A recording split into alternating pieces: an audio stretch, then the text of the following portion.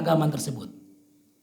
Abraham melihat bahwa gereja Qolis atau Kolsin yang dia buat itu harus lebih ramai dibanding Mekah. Kenapa? Karena cara kekuasaan, cara politik ketika itu Yaman di bawah kerajaan Habasyah itu memiliki kekuatan yang sangat besar. Yang kedua, Mekah itu dinilai menjadi lalu lintas perdagangan antara Yaman ke Syam. Di situ juga orang-orang yang berhaji itu kan membawa benefit untuk warga sekitar ya. Jadi Abraham itu melihat ini sebuah potensi yang harus dikuasai oleh Yaman. Di beberapa sejarah yang saya baca itu dari tulisan buku itu ada juga mengatakan pemicu sebenarnya adalah ada seorang warga Mekah yang kemudian pergi ke Yaman, dia mengotori gereja Qolis itu. Ini juga salah satu pemicu. Nah ini kemudian Abraham menyerang Mekah dengan alasan-alasan tersebut. Saat masuk ke Mekah, Abraham merampas ratusan unta termasuk 200 unta milik Abdul Muthalib. Sehingga terjadilah pertemuan antara Abrahah dan Abdul Muthalib. Nah di sini menarik.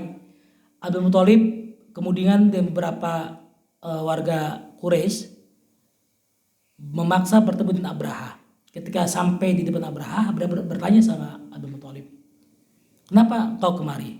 Kata Abdul Muthalib, saya ingin mengambil hakku. 200 unta punyaku yang kau ambil. Kata Abraham, saya tujuannya bukan itu. Tujuan saya adalah merampas atau menghancurkan Ka'bah. Kenapa engkau tidak memintaku untuk menghentikan ekspansi inilah gitu. Kata Abdul Muthalib, unta itu milikku, sementara Baitullah adalah milik Allah Subhanahu wa taala. Ini hakku yang harus aku rebut, sementara Baitullah biarkanlah karena dia ada pemiliknya. Ini jawaban Abdul Muthalib ini. Nah, kemudian pulanglah Abdul Muthalib. Lalu terjadilah penyerangan itu. Pagi hari saat hendak menyerang Ka'bah, Nufail bin Habib, seorang tawanan yang dijadikan petunjuk jalan oleh Abrahah, membisikkan peringatan kepada seekor gajah Abrahah. Kalau dalam buku saya baca nama gajah itu Mahmud. Bukan nama orang apa ya. Jadi kalau dalam buku itu saya sebut namanya Mahmud. Gajah itu tak mau bergerak saat diarahkan ke Mekah. Tapi ketika diarahkan ke Yaman, gajah itu berdiri dan langsung jalan. Diarahkan ke Syam juga sama begitu. Tapi ketika dipindahkan arahkan lagi ke Mekah, dia langsung deprok ya. Langsung diam begitu, dia nggak mau bergerak. Sampai kemudian dirojok-rojok telinganya, digebukin, dipecutin, bahkan disundut pakai api, dia tetap nggak bergerak. Gajahnya itu.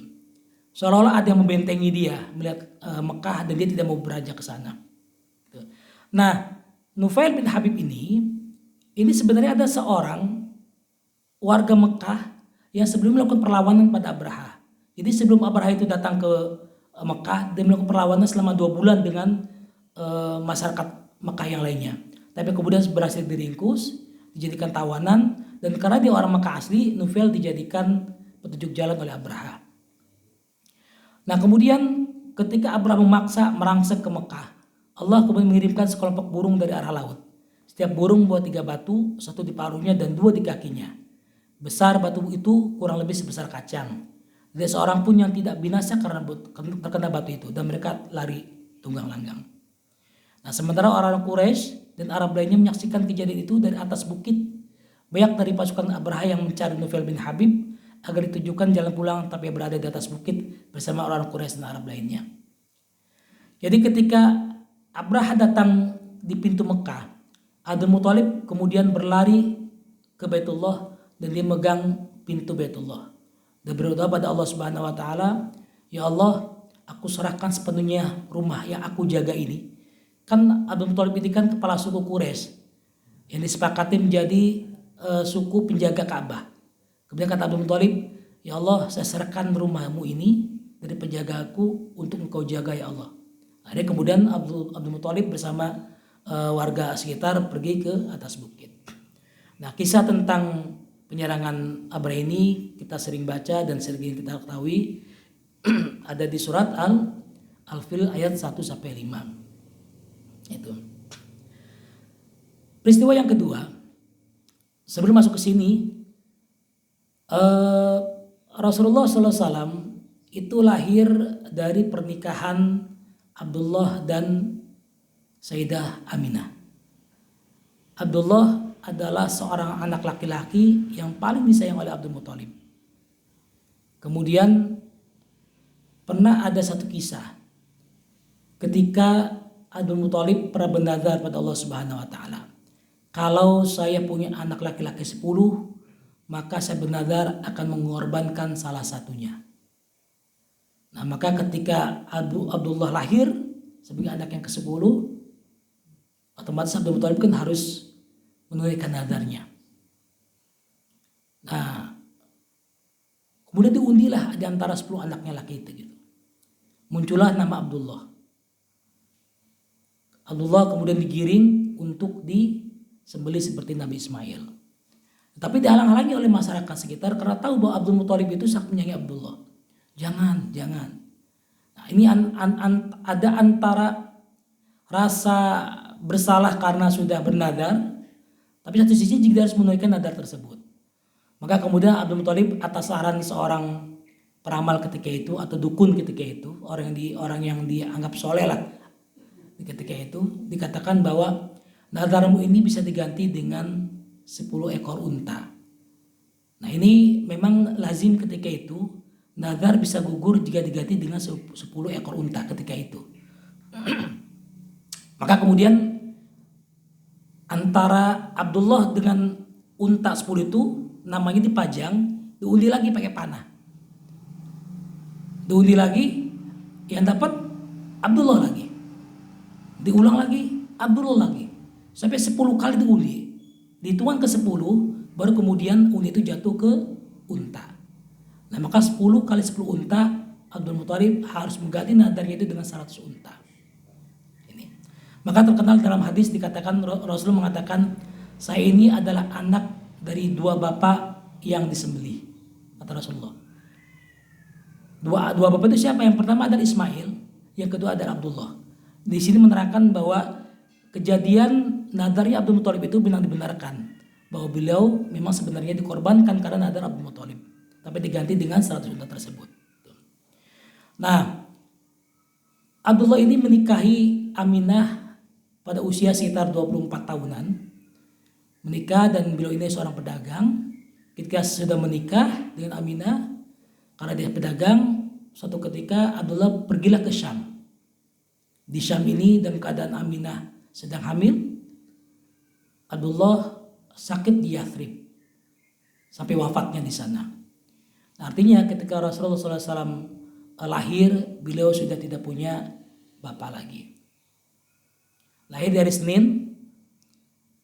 Dalam sebuah hadis dikatakan, wulida Rasulullah yaumal itsnain li 12 lailatan khalat min syahr Rabiul Awal amul fil.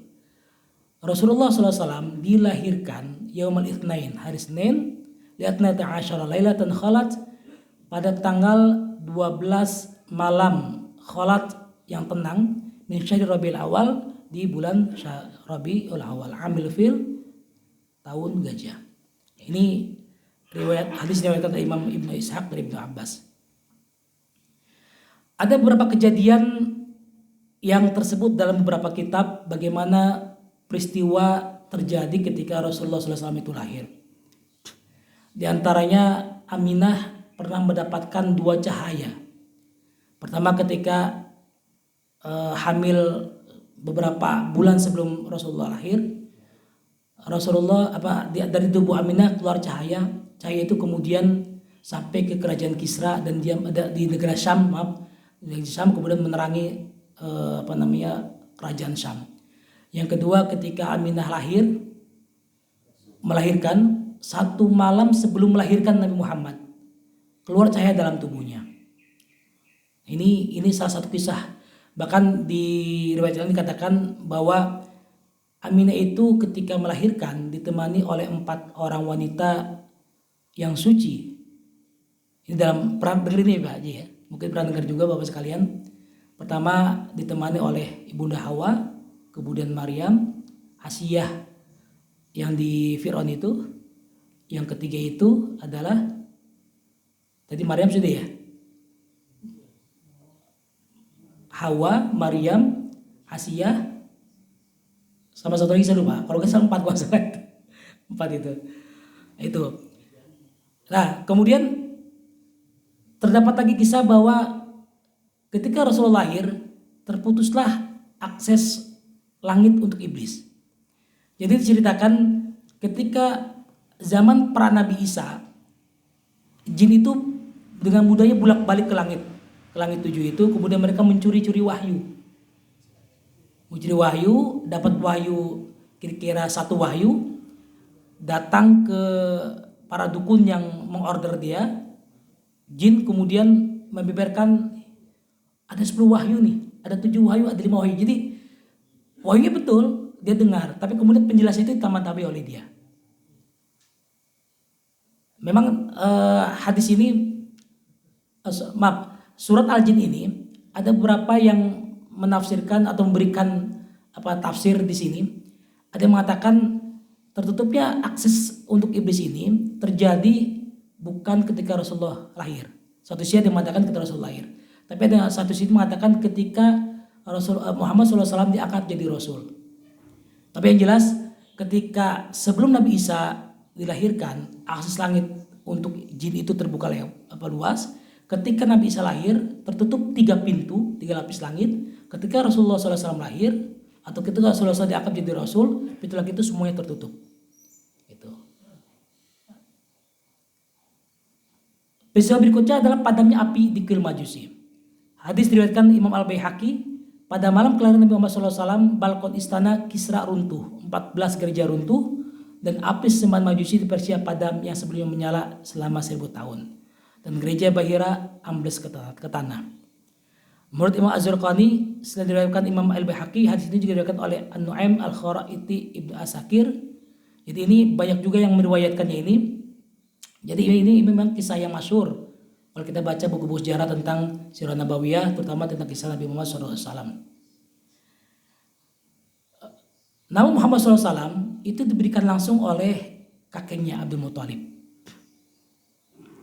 Ini menjadi sebuah peristiwa besar. Karena seperti Nabi Yahya, nama Muhammad sebelumnya tidak pernah ada digunakan oleh orang manapun. Jadi Abdul Muthalib ingin memberikan nama Muhammad sebab ia menghendaki cucunya itu menjadi orang yang dipuji oleh seluruh makhluk.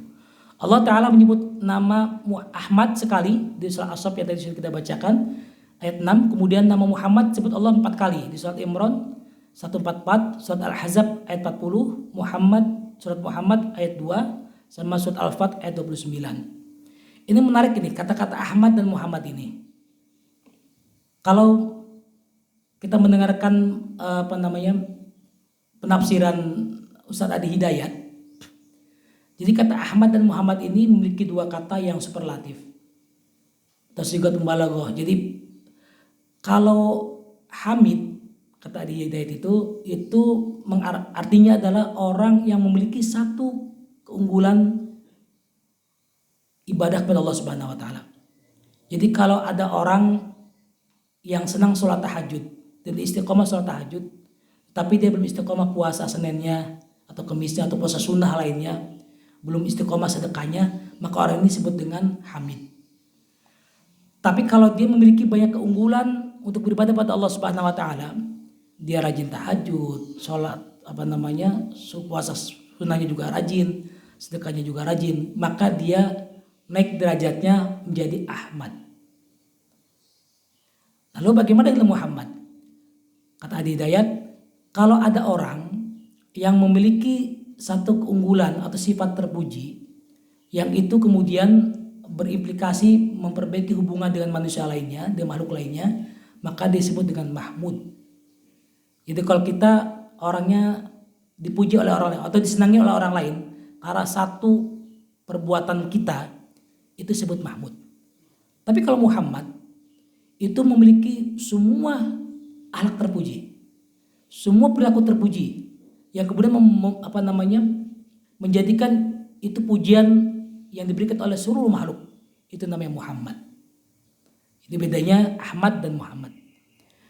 Nah, suatu ketika Nabi Isa alaihissalam berjalan dengan Al-Hawariyun, orang-orang murid-muridnya. Kemudian dia sampai ke sebuah sungai, di situ ada bangkai. Kemudian murid-muridnya mengatakan, Nabiullah, di situ ada bangkai bau sekali. Kata Nabi Isa melihatnya bangkai itu tidak seperti murid-murid yang lain. Dia melihatnya bahwa, oh ya, bangkai itu ternyata giginya bagus sekali. Muridnya kemudian bertanya, ya Nabiullah, kenapa engkau mengatakan berbeda dengan apa yang kami pikirkan? Bukankah bangkai itu bau sekali? Kata Nabi Isa, orang itu tergantung apa dalam pikirannya. Kalau pikirannya tersebut kotor, maka yang dikeluarkan adalah kotor. Maka kalau dalam pikiran itu bersih, maka yang dikeluarkan juga hal-hal yang baik-baik. Nah, karena Nabi Isa memiliki sifat kasih sayang banget terhadap hewan yang sudah mati tersebut, ketika itu umatnya menyangka bahwa Nabi Isa ini adalah orang atau Nabi akhir zaman. Karena di Injil dikatakan Nabi akhir zaman itu adalah orang yang memiliki sifat terpuji, tidak cuma kepada Allah tapi juga kepada makhluk lainnya. Terus kata Nabi Isa, bukan saya. Saya memang memiliki sifat terpuji, tapi ada orang yang lebih hebat sifatnya dibanding saya. Itu nanti di akhir zaman, yang disebut dengan Ahmad. Nah, kemudian singkat cerita, Abdullah wafat. Setelah menikah dengan dan tinggal bersama istrinya, Sayyid Abdullah, nanti itu udah kita ceritakan ya, beliau wafat di Yathrib. Nah, kemudian ketika Rasulullah menginjak usia 6 tahun, ibundanya meninggal di Abwa yang terletak di antara Mekah dan Madinah. Lalu kakeknya Abdul Muthalib mengambil alih untuk mengasuhnya. Aminah binti Wahab pergi bersama Rasulullah didampingi Ummu Aiman untuk berkunjung kepada sanak keluarga dari Bani Adi bin Najjar, lalu meninggal dunia dan berjalan pulang menuju Makkah. Nah, setelah Aminah wafat, kemudian Rasulullah diasuh oleh Abdul Muthalib. Tapi terkenal dalam sejarah bahwa Rasulullah itu memiliki 3 ibu susuan. Jadi sudah menjadi kebiasaan di bangsa Arab ketika itu, kalau ada anak lahir kemudian disusui oleh orang-orang kampung. Untuk apa? Mereka mengatakan bahwa kalau dititipkan ke orang-orang kampung, si anak ini kan memiliki perkembangan yang baik karena masih lebih bersih, udaranya masih steril, kemudian airnya juga masih bersih, dan bahasanya itu masih sopan, masih santun. Bahasa kampung itu masih pakai Arab-Arab yang kromo mungkin ya kalau bahasa Arab itu. Jadi kalau bahasa Jawa itu kromo inggil. Jadi Arabnya masih Arab asli.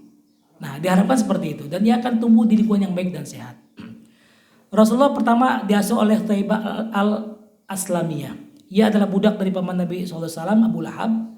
Setelah Nabi SAW disusui ibunya selama 3 hari, kemudian beliau disusui oleh Thaibah al-Aslamiyah. Menurut para ulama, Thaibah merupakan perempuan pertama yang menyusui Nabi SAW setelah ibunya dan disusui selama 4 bulan. Nah, Thaibah inilah budak Abu Lahab yang ketika Aminah melahirkan Muhammad, dia mengatakan pada Abu Lahab, ya tuanku, kau sudah punya ponakan. Usia itu Aminah sudah melahirkan. Nah, Abu Lahab saking senangnya kemudian Abu Lahab membebaskan Thaibah. Nah, inilah Thaibah yang menyusui Nabi Muhammad. Nah, karena senangnya Abu Lahab ini membebaskan Thaibah karena mendengar Muhammad SAW lahir. Dalam sebuah riwayat dikatakan Abu Lahab mendapatkan diskon siksaan setiap hari Senin. Ini udah masyhur ya Pak ya? Masyhur. Meskipun ulama juga ada yang berbeda pendapat tentang ini. Tapi yang masyhur memang dalam sisa kuburnya Abu Lahab mendapatkan diskon, kortingan setiap hari Senin karena Abu Lahab pernah senang ketika Muhammad SAW itu lahir. Abdullah ini kan saudara atau anak dari Abdul Muthalib yang paling disayang. Maka saudara-saudara 9 yang lain pun sangat sayang dengan Abdullah. Ketika Abdullah meninggal, Aminah ditinggal janda. Ketika Muhammad lahir sebagai yatim, mereka pun bisa menyayangi Muhammad SAW.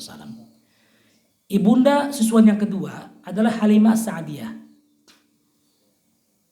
Halimah binti Dhaib As-Sa'diyah yang perempuan terlama yang menyusui Rasulullah SAW hingga usia Nabi selesai menyusui. salah satu putra Halimah, Syaimah, kemudian menjadi saudara sepersusuan Nabi Muhammad SAW. Ini ketika dalam susuan Halimah ini kan,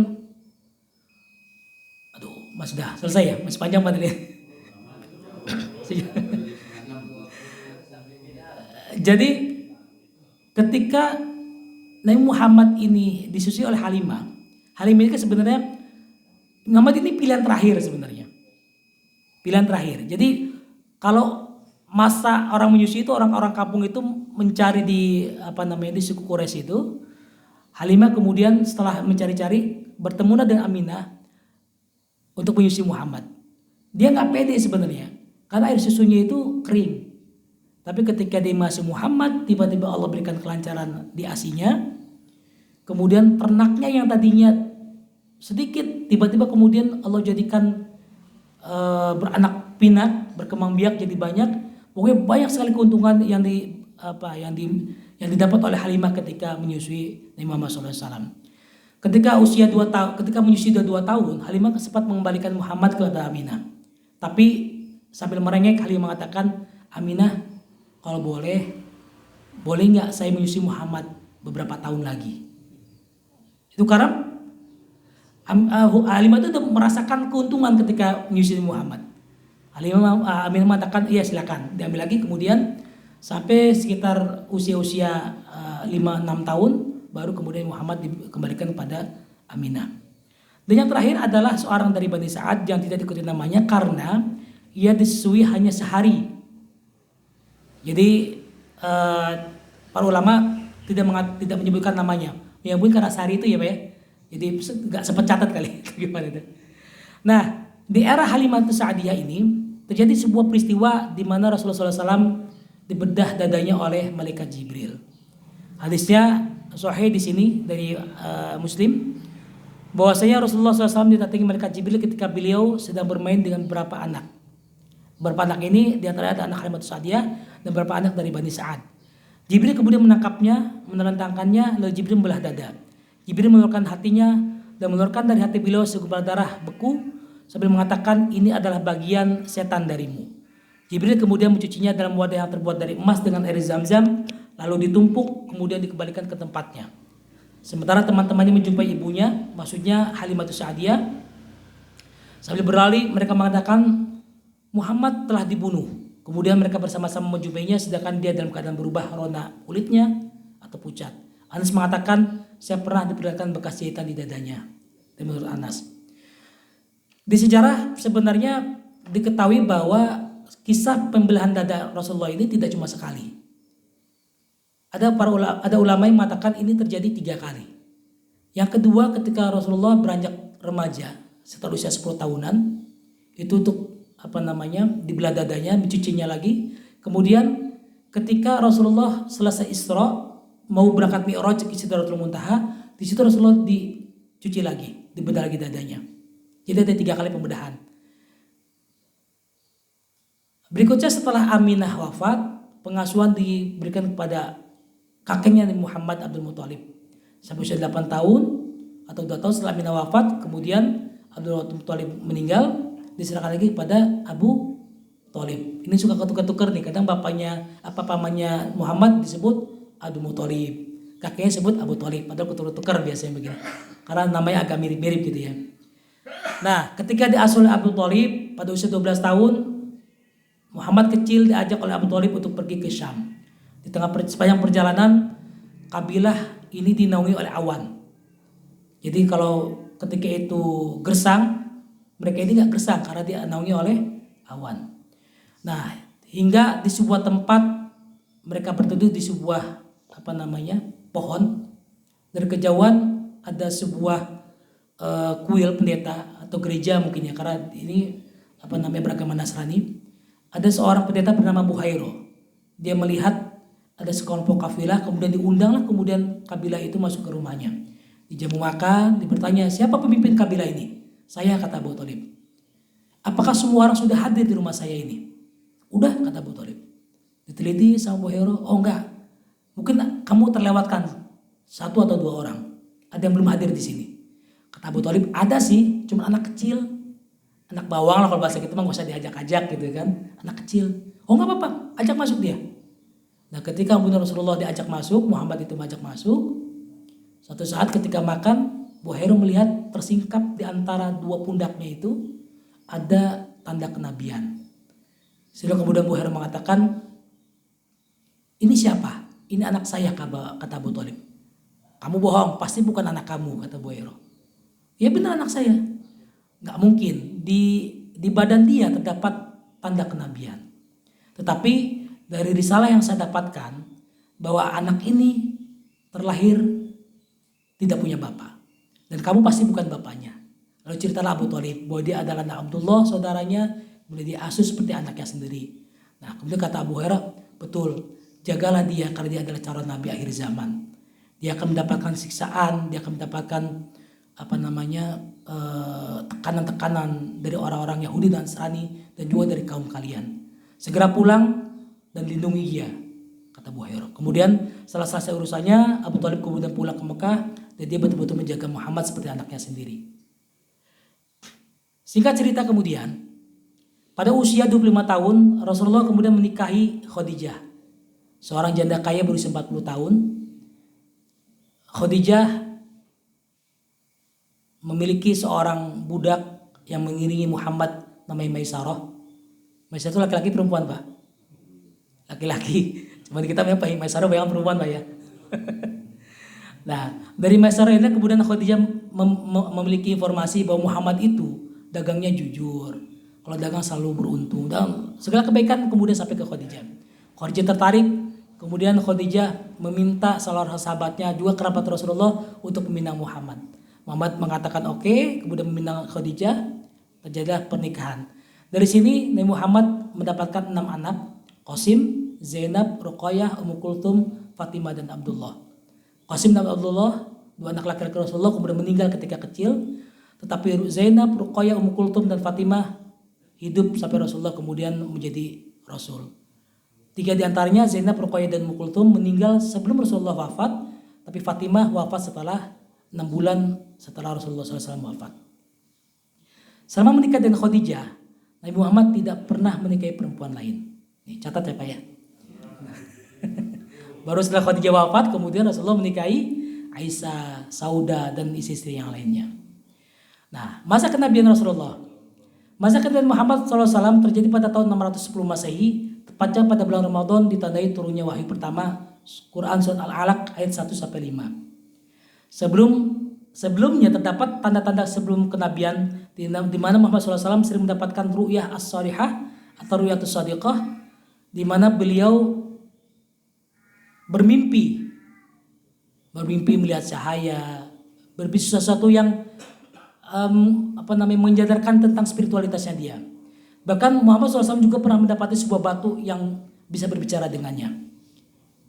Dalam hadis yang diriwayatkan oleh Muslim, sungguh aku mengetahui sebuah batu di Mekah yang mengucapkan salam kepadaku sebelum aku diutus menjadi nabi, dan aku masih mengenalnya sampai sekarang. Itu kata Rasulullah SAW. Jadi ketika Nabi Muhammad mendapatkan ru'yatus shalihah atau ru'yatus shadiqah, Nabi Muhammad itu punya kecenderungan untuk bertahanus atau beruzlah di Gua Hira, menyendiri, bawa bekal roti atau apa kesana beberapa hari, sampai memikirkan tentang masyarakatnya yang jahiliyah itu dengan akhlak yang unfaedah kalau bahasa sekarang itu. Nah, kemudian sambil bertahan begitu, kalau habis perbekalannya pulang lagi ke rumah, minta lagi perbekalan, balik lagi ke Gua Hira, dan beliau bertahanus di sana. Di situ Rasulullah kemudian bertemu dengan Jibril. Jibril memberikan wahyu pertama Al-Alaq 1-5. Malaikat Jibril mengatakan Iqra. Kata Nabi Muhammad, ma ana biqari, saya nggak bisa baca. Kata Iqra, ma ana biqari, saya nggak baca. Kemudian dipeluk lagi sama Jibril, sampai 3 kali peluk sama Jibril, baru kemudian Jibril menuntaskan wahyu pertama surat Al-Alaq 1-5. Rasulullah kemudian setelah menerima wahyu pertama pulang ke rumah dan menceritakan itu pada Khadijah. Sambil ketakutan, kata Khadijah, baik kalau gitu kita sama-sama ke saudara saya namanya Waraqah bin Nufail. Waraqah ini seorang pendeta, Pak. Diceritakan hal itu pada Waraqah, kata Waraqah, suamimu ini adalah calon nabi. Karena tertera dalam kitab-kitab sebelumnya bahwa seorang nabi memiliki tanda-tanda yang sama seperti yang kau ceritakan. Andaikan saya hidup panjang dan saya beriman pada ajaran suamimu ini, maka saya akan menjadi orang pertama yang akan menjaga dakwahnya. Tapi saya kemudian Waraqah meninggal dunia. Nah, setelah wahyu pertama turun, wahyu kedua lama turunnya. Di sini disebut sebagai fatratul wahyi, kekosongan wahyu. Di sini ada beberapa pendapat fatratul wahyi, ada yang mengatakan lama itu 3 tahun, 2 sampai 2,5 tahun, ada bilang 30-40 hari, atau ada bilang juga beberapa hari saja. Nah, lalu setelah berakhir masa fatratul wahyi, turun wahyu kedua yaitu surah Al-Mudaththir ayat 1 sampai 7. Disinilah Rasulullah diangkat menjadi Rasulullah. Jadi masa kenabian Rasulullah ditandai dengan turunnya surat Al-Alaq 1 sampai 5. Masa kerasulan Rasulullah ditandai dengan turunnya wahyu kedua yaitu surat Al-Mudaththir ayat 1 sampai 7. Nah, ini menarik di sini nih. Rasulullah menceritakan kisah tentang turunnya wahyu yang kedua. Dari Jabir bin Abdullah radhiyallahu anhu berkata, aku telah mendengar Muhammad SAW ketika beliau berbicara mengenai terputusnya wahyu. Maka katanya dalam bicara itu, ketika aku berjalan, aku mendengar suara dari langit. Lalu aku angkat kepalaku, tiba-tiba aku melihat malaikat yang mendatangi aku di Gua Hira. Berarti malaikat Jibril duduk di atas kursi di antara langit dan bumi. Lalu aku pulang dan aku katakan, selimuti aku. Mereka pun menyelimuti aku, Khadijah dan anaknya. Lalu Allah menurunkan ya ayyuhal mudaththir sampai warujza fahjur. Ini kata Rasulullah SAW. Jadi warujza fahjur itu kalau salah sampai ayat ke-4 kalau salah ini. Tapi di keterangannya itu ayat seperti. Jadi ketika Rasulullah SAW diselimuti oleh Khadijah, di situ turun wahyu yang kedua. Saya Muhammad bin Abdul Wahab dalam matan Thalathatul Usul katakan beliau diangkat menjadi nabi dan Iqra dan diangkat menjadi rasul dengan Al-Mudaththir. Di sini keterangan kapan masa kenabian Rasulullah SAW itu dimulai dan kapan masa kerasulannya. Setelah Rasulullah SAW mendapatkan wahyu pertama dan wahyu kedua, kemudian Rasulullah berdakwah secara sembunyi-sembunyi. Dalam 3 tahun awal masa dakwah di Mekah, Rasulullah berdakwah secara sembunyi-sembunyi yang mendakwahi beberapa orang terdekatnya yang diyakini bisa merahasiakan pesan yang dibawanya. Ada sekitar 40 orang yang berhasil masuk Islam di masa dakwah sembunyi-sembunyi ini. Di antaranya adalah Khadijah, istri sendiri, kemudian anak-anaknya, Ali bin Abi Thalib, ponakannya yang berusia 8 tahun, Zaid bin Harithah, seorang budaknya atau pembantunya ketika itu, Abu Bakar As-Siddiq, Zainab itu anaknya, Zainab Ummu Kulthum kata Ruqayyah. Nah, kemudian setelah Abu Bakar As-Siddiq masuk Islam, Abu Bakar ini membantu dakwah Rasulullah dengan sembunyi-sembunyi juga. Maka kemudian masuk Islam Utsman bin Affan, Abdurrahman bin Auf, Bilal bin Rabah, serta Arqam bin Abi Arqam. Di rumah Arqam bin Abi Arqam inilah kemudian Rasulullah berdakwah secara sembunyi-sembunyi itu. Maka kita mengenal adanya nama Darul Arqam, rumahnya Arqam ini. Nah, kemudian Rasulullah melakukan dakwah terang-terangan. Setelah berhasil membimbing para sahabat di fase dakwah sembunyi-sembunyi dan bangun masyarakat muslim generasi awal atau as-sabiqun al-awwalun, Rasulullah kemudian diperintahkan Allah Subhanahu wa taala untuk dakwah secara terang-terangan. Ini ditandai dengan turunnya ayat 214 sampai 215 di Asyura. Dan berilah peringatan pada kerabat-kerabatmu yang terdekat, dan dekatlah dirimu terhadap orang yang mengikutimu, yaitu orang beriman.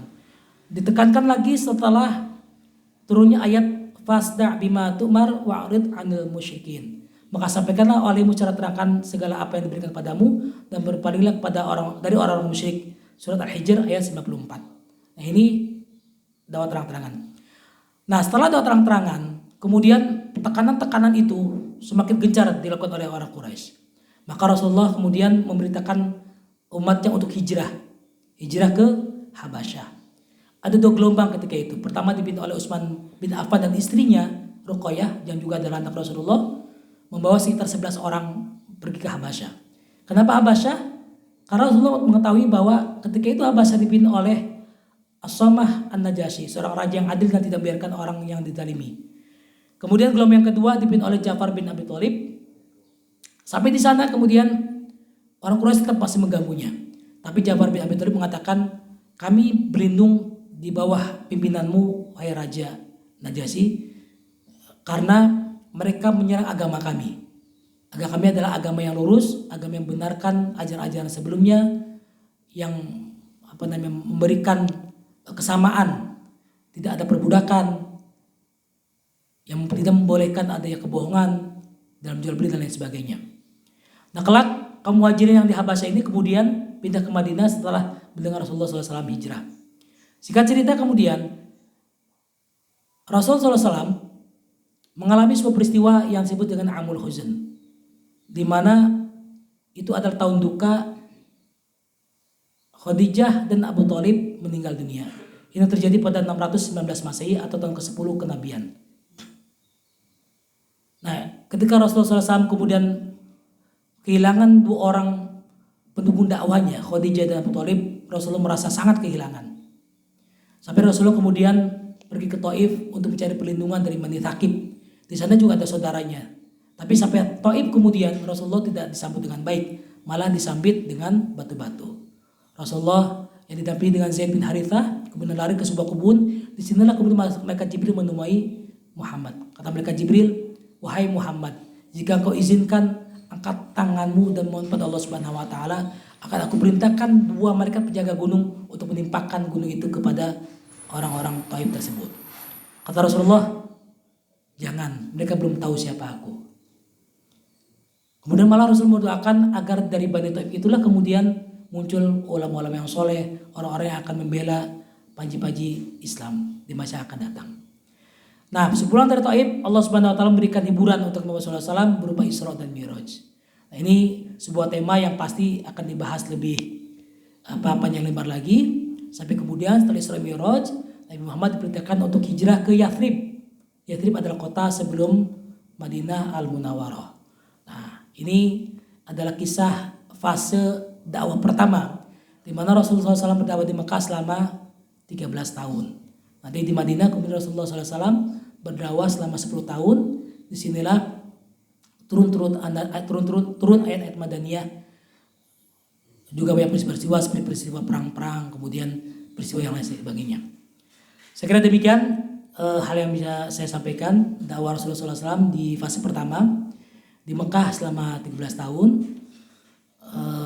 Semoga ini menjadi tambahan untuk kita sebagai cinta pada Rasulullah SAW, mengikuti sunnah Rasulullah SAW, dan menjadikan ini pengetahuan buat kita untuk mengulik kembali sejarah Nabi Muhammad SAW. Wallahu a'lam bishawab. Assalamualaikum warahmatullahi wabarakatuh.